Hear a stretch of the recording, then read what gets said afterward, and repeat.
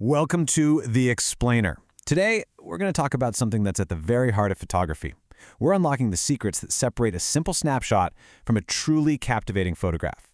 This is all about moving beyond just pointing and shooting, and instead intentionally creating images that really tell a story. You know that feeling, right? You see this absolutely stunning scene, you pull out your camera, you take a photo, but when you look at it later, it just feels flat. Or maybe it's cluttered, or it just completely misses the magic you felt standing right there in that moment. So what is that missing ingredient? Well, a lot of the time, the difference boils down to one single thing: composition. It's the art of arranging all the different elements within your frame to create a sense of harmony and, impact. It's the real difference between just passively capturing something and actively creating it. And this quote, this is the core mindset shift we're talking about today. It's all about moving from being a passive observer who just documents what's there to becoming an active creator who intentionally designs an image with real purpose and thought behind it. All right, let's get practical. The very first step in making, not just taking, a picture is learning how to guide the viewer's eye. So we're going to start with the foundational tools, the ones that tell people exactly where they should be looking. Every great photo needs a focal point. It's the visual anchor of your image. It's the star of the show. Without one, the viewer's eye just kind of wanders all over the place, totally lost, not sure what's important. You've got to give them a place to land. And you know what? The easiest way to make your focal point stand out is just to simplify things. Get closer, zoom in a little, cut out all that unnecessary noise happening in the background. Just ask yourself, what in this frame doesn't actually add to the story I'm trying to tell, and then get rid of it. Okay, now for what might be the single most important rule in composition, the rule of thirds. Now, think of it less like a strict rule you can never break and more like a powerful guideline for creating balance and interest in your photos. So why do we even do this? Well, the whole point is to help you avoid those static, kind of boring images.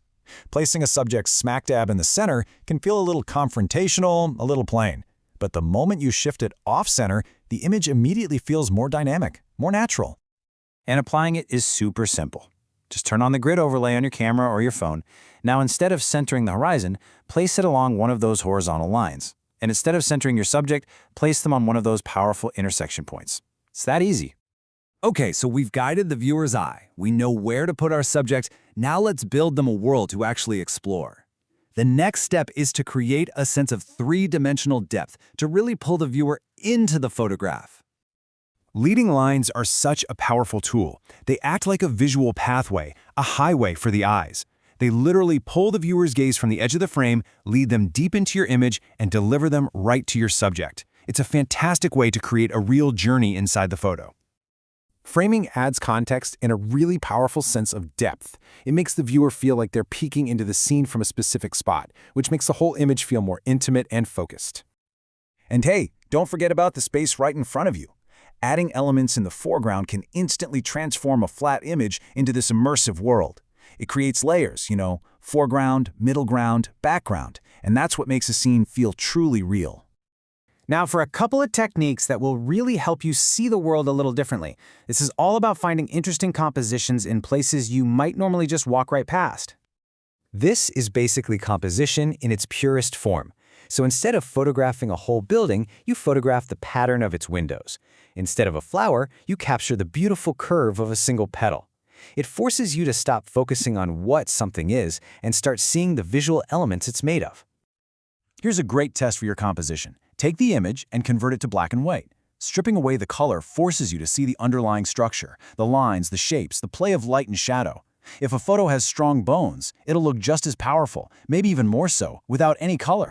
Knowledge is one thing, but practice is everything.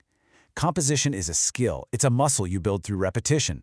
So here are a few simple exercises you can do to start training your compositional eye, like right away. Seriously, try these simple, actionable steps. Going to a museum trains you to see how the masters compose their work. Trying a panorama forces you to think about a much wider frame. And focusing on one single subject from all different angles, that teaches you that the picture is never fixed. It's always your choice. Because ultimately, composition isn't just about following a bunch of rules. It's about making a choice. Every single time you frame a shot, you're deciding what matters, what to include, and what to leave out. You're deciding how you want your viewer to see the world. And that is the real power of making a picture.